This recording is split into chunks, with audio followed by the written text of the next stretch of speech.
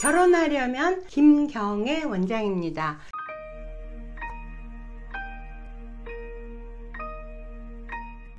연봉 1억의 남성만 보겠다는 여성. 자, 38살의 세무사분이 30대기도 전부터 정말 많은 결혼정보사도 하고 소개도 받고 해서 정말 많이 만났대요. 그런데 자기는 바라는 게 딱 하나다 이거야. 심플하게. 뭐냐 하면 집안도 안 보고 학벌도 안 보고 다른 거 다 안 보고 연봉 1억. 그런데 그렇게 해서 거의 10여 년 가까이 여러 만남들을 하다가 보니까 지치기도 많이 지치고 나는 바라는 게 하나밖에 없는데 간단한데 이게 왜 안 될까? 이런 생각이 들면서 이 38이 된 이 여성이 세무사이다 보니까 오랫동안 일해서 본인도 1억이 된 거예요. 그러니까 이분이 하는 얘기는 나도 연봉 1억인데 내가 연봉 1억인 남성 집안이나 뭐 학벌 그렇게 또 안 보는데 왜 그렇게 힘드냐고, 내가 결혼이 안 되는 이유가 뭐냐고 그러면서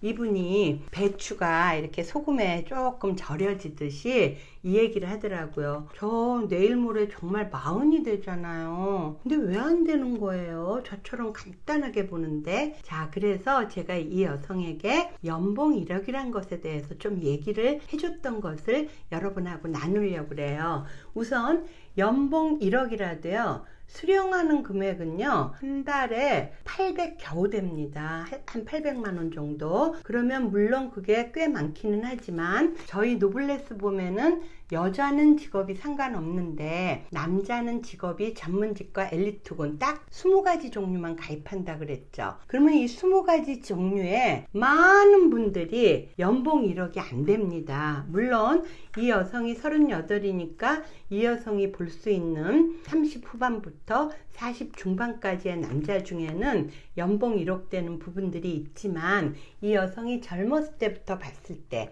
여러분이 지금 한참 혼인정년기에 저한테 상담 올 때 연봉 1억에 대해서 말씀드리는 거예요. 일단 대기업은요 롯데는 굉장히 급여가 더 낮고요. 뭐 예를 들어 현대라든가 삼성같이 급여가 제일 높은 것도요 차장이 되기까지는 거의 10년을 일해야 돼요. 그리고 그분들이 연봉 1억이 달랑달랑이에요. 거의 9,000 뭐 9,500 이렇거든요. 그 다음에 시간 강사는 여기는 없고 조교수급 있죠. 젊은 분들은 아직은 부교수가 안 되거든요. 그렇게 공부 많이 하고 똑똑하신데도 불구하고 조교수급이 연봉 6,000에서 8,000 정도. 그 다음에 이 여성분처럼 회계사분들도 절대로 5, 6천, 6, 7천 밖에 안 돼요. 본인이 세무사 사무실을 오픈하지 않는 이상은. 그리고 이분처럼 한 10년 넘게 일해서 한 1억이 되는 그런 경우 말고는요. 그 다음에 회계사도요 처음에는 한 6, 7천 밖에 안 되거든요. 물론 김현장 같은 데 있는 회계사들은 8천, 9천, 1억도 받더라고요. 근데 이분들이 파트너 회계사가 돼야 1억이 되거든요. 또한 한의사 있죠. 의료인 중에서도 한의사들도 연봉 1억이 안 돼요. 개원하지 않는 이상.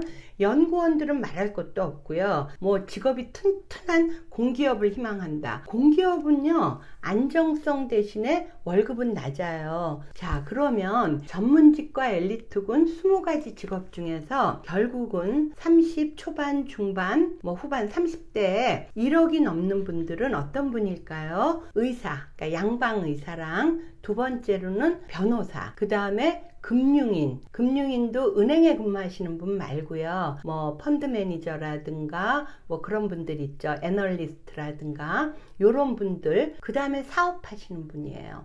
그러면 이 4가지 직업 중에서 사업하신다는 거는 여기 노블레스 보면은 그냥 자기 자영업 조그맣게 하는 그런 거를 사업이라고는 안 하거든요. 재력 빵빵이에요. 그러면 이분이 굳이 여성이 1억 이상을 번다고 해서 그 여성을 높게 평가하고 생계유지수단으로 맞벌이할 여성을 원할까? 아니거든요. 또 이 사업가나 마찬가지로요. 양방의사나 변호사나 금융인 같은 분들도요. 본인들이 대한민국의 최고의 클래스의 직업을 가졌잖아요. 그러면 집안이 만약에 괜찮아서 여성을 본다면 더더군다나 그렇고요. 집안이 평범 또는 그 이하라도요. 이 남성들이 받는 연봉이 뭐 적게는 1억에서 많게는 3억, 뭐 이렇게 4억 이렇게 되거든요. 그런데 이런 분들이 보는 거는요, 집안이 만약에 평범하다면 본인이 확실하게 성공을 했기 때문에 거의가 여자는 내조해 줄 여자를 원해서 여자 직업은 다 차순위로 보지 그렇게 중요시하게 안 봅니다. 오히려 뭘 볼까요? 나열이고 예쁘고 재력 좋은 그런 와이프를 원하거든요. 따라서 이 여성이 핀트를 잘 못 맞추실 것 같아. 생계유지 수단으로 맞벌이를 하려고 집안도 평범 또는 그 이하, 학교도 그냥 인서울 정도, 그런데 연봉 1억이다. 요런 남자는 자기한테 없는 것을 원하거든요. 없는 게 뭘까요? 본인도 연봉 1억이 넘으니까 여자 연봉을 보는 게 아니라 아까도 얘기했지만 예쁘고 내 맘에 들고 집안 재력 있는 요런 여성을 원하다 보니까 요 오버랩 되는 거 있죠. 서로의 희망사항이 좀 안 맞았던 것 같다. 그랬더니 이 여성이 하는 얘기가 나는 자수성가해서 여기까지 올라왔기 때문에 나는 그냥 둘이서 이렇게 맞벌이 하는 걸 굉장히 소박하게 생각했다는 거예요. 그래서 이 여성분은 제가 얘기한 거는 하나만 꼭 집어서 하다 보니까 너무 관역이 좁다. 그러니까 연봉을 아무리 많이 받아도 집안의 재력하고는 비교가 안 된다. 빙산의 아랫부분이 10분의 9가 90%가 넘는 것처럼 본인 연봉이 좋아도 좋지만 내 생각에는 본인 연봉이 좋거나 아니면 집안 재력이 좋거나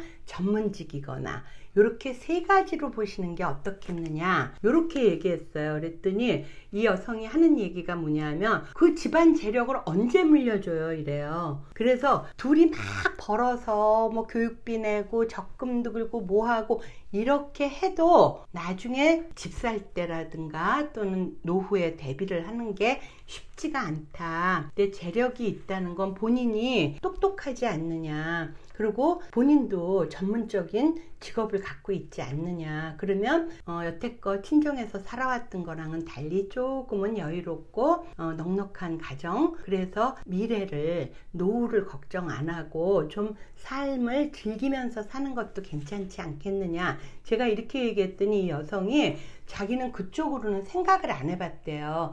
일반 결혼정보회사만 했으니까요. 그래서 결과적으로는 전문직하고 연봉 1억인 남성하고 그 다음에는 연봉 1억이 안 돼도 집안 재력이 웬만한 그런 분들, 요런 분들로 봤거든요. 그래서 요 여성은 아주 혼사가 잘 되었어요. 어떤 분하고 결혼하셨냐 하면요, 집안은 넉넉하시고요, 아버님도 대기업 임원이시고 어머님도 약사시고 남자분 본인은 대기업 다니시고요. 자, 여러분 조건 좋죠? 네, 요 분하고 하셨어요. 그래서 친구들이 너무너무 부러워한대요. 그러면서 이렇게 좀 상스러운 얘기를 해도 될지 모르겠는데 친구들이 그런데요, 네가 여태껏 만났던 모든 남자보다 때깔이 제일 좋다고 이렇게 얘기를 하더라는 거죠. 그래서 여러분들, 우리가 관역이 너무 좁으면 그야말로 결혼에 꼴이 나기가, 명중하기가 조금 힘들다. 이만하면 됐다는 그 관역을 결혼 전문가 저 김경애 원장하고